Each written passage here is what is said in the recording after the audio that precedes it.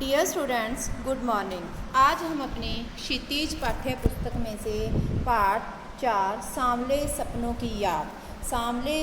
की याद पाठ के बारे में पढ़ेंगे, जिसके लेखक हैं जावेद हुसैन जी। इस पाठ में लेखक ने हुसैन जी ने पक्षी प्रेमी सालिम अली का स्मरण करते हुए उनका व्यक्तित्व परिचय दिया है।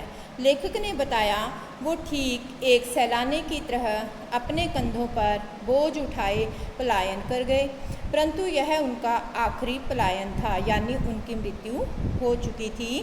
प्रकृति में ठीक उस पक्षी की तरह विलीन हो गए जो आखिरी गीत गाने के बाद मौत की गोद में जा बसा हो।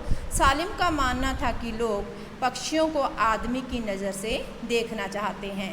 लेखक ने वृंदावन का जिक्र करते हुए भी कहा कि भले ही कृष्ण के बचपन की शरारतों को किसी ने नहीं देखा, कब उन्होंने घने पेड़ की छाया में विश्राम किया, कब उन्होंने बांसुरी बजाई, ये कोई नहीं जानता।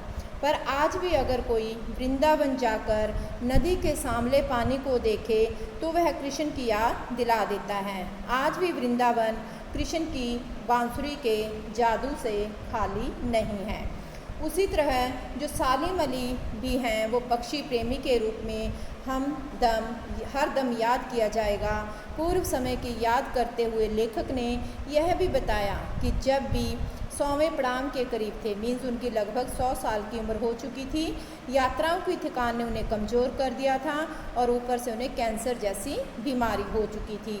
लेकिन उनकी एक चीज़ बिल्कुल ठीक थी, जो थी उनकी नज़र। और ऐसा लगता था कि ये शायद इसलिए बची है ताकि वो अपने जो उनके पक्षी प्रेमी होने का उन्हें जुनून था, उन्हें पूरा कर सके। सालिम जी अनेक अनुभवों के मालिक थे।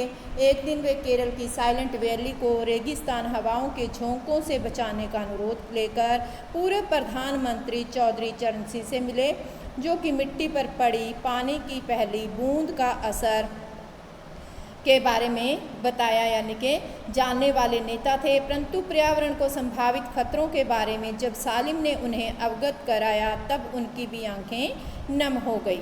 सालिम ने अपनी आत्मकथा का नाम फॉल ऑफ स्पैरो रखा। क्या रखा बेटा?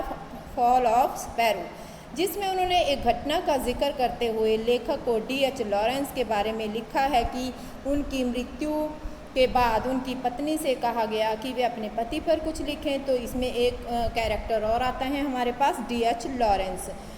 उन्होंने बताया अपने पति के बारे में, जब उसके पति के बारे में किसी ने पूछा तो वो कहने लगी कि उनकी गौरैया, जो छत पर बैठने वाली जो गौरैया है, उनके बारे में अत्यधिक जानती हैं। वे सदा जटिल प्राणियों के लिए एक पहेली रहेंगे। बचपन उनके में एक बार क्या था, एयरगन से उनके शिकार से एक गौरैया जो थी घायल हो गई, और इस गौरैया के बचाने के चक्कर में ही, यानी कि उन्होंने अपना जो था पूर्ण जीवन समर्पित कर दिया। इस तरह से जो सालिम अली थे, वो पक्षी प्रेमी के रूप में हमारे सामने आए और पर्यावरण की भी उन्हें पूरी चिंता रहती थी। प्यारे बच्चों, इस पाठ में से इंटरनल क्वेश्चंस आप बनाओगे और सालिम अली के बारे में 10 पंक्तियाँ या लाइनें लिखोगे। धन्यवाद।